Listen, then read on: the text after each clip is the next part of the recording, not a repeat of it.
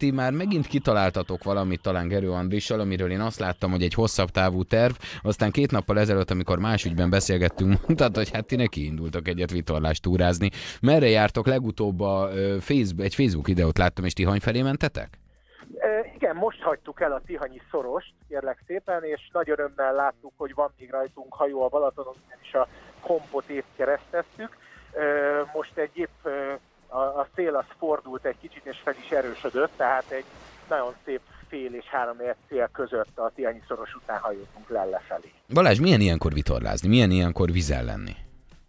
Hát figyelj, nagyon jó társaságban vagyunk, nagyon szép hajóval vagyunk, egy picit hideg van, de próbálunk felöltözni, úgyhogy nagyon jó, én mindenkinek azt javaslom, hogy ezt egyszer ki kell próbálni, egy egészen más arcát mutatja a Balaton, tehát kicsit az óceáni vitorlázáshoz lehet nagyképűen hasonlítani, ugyanis körbenézel és semmit nem látsz magad körül, hogy éppen merre jársz, nagyon izgalmas. Legközelebb engem is vigyetek magatokkal, de egy kicsit még mielőtt a hétvégére tekintünk, mert nem fogunk unatkozni, mi a parton se állatok.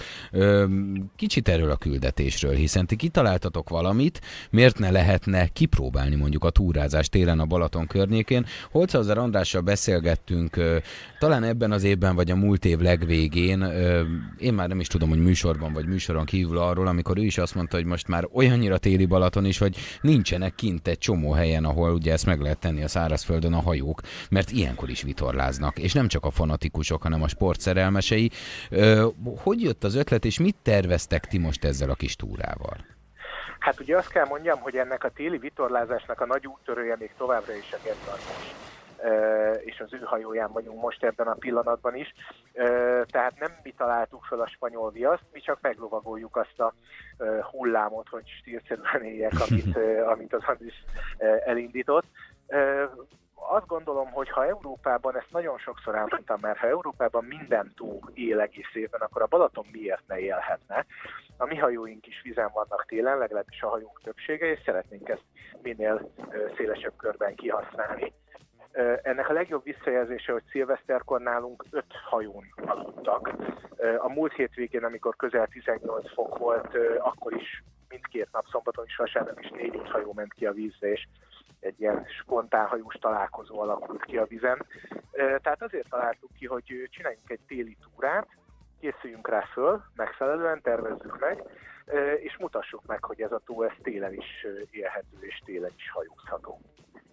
És miként lehet ezt a küldetést, hogyha úgy tetszik, folytatni? Kérdezem ezt azért, mert aki ismer titeket, az pontosan jól tudja, hogy ez azért nem úgy működik. Akár a BL-ben, akár az általatok szervezett rendezvényeken vagy helyeken, de akár Andrisékat is lehet mondani, hogy amit ők is kitalálnak, ha más nem a portolon, akkor azért annak mindig van folytatása. Tehát hova lehet ezt duzzasztani? Mert általában ti látjátok mindig, ha nem is a végét, de a következő lépést.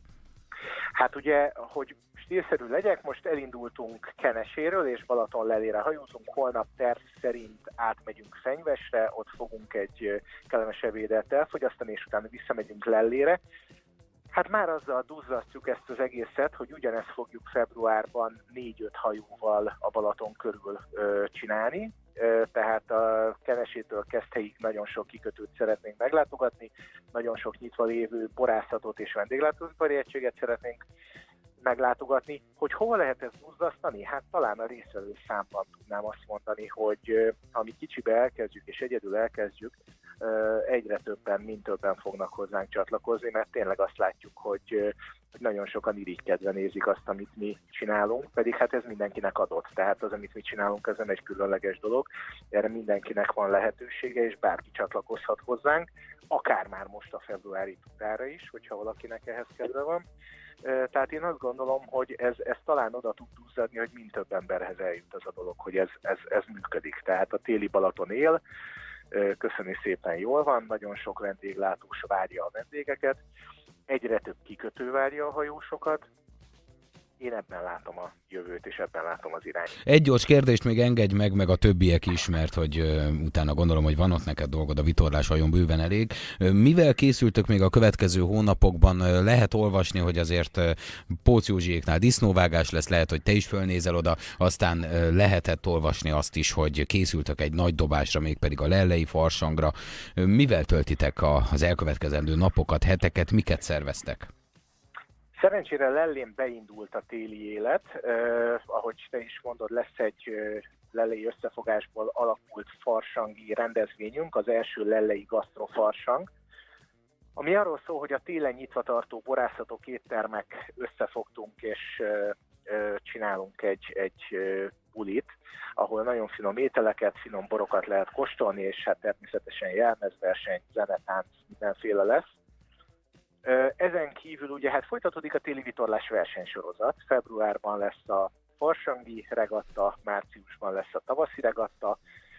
Február elején kelünk ugye útra, és egy 4-5 napos túrán körbehajózzuk a Balatont.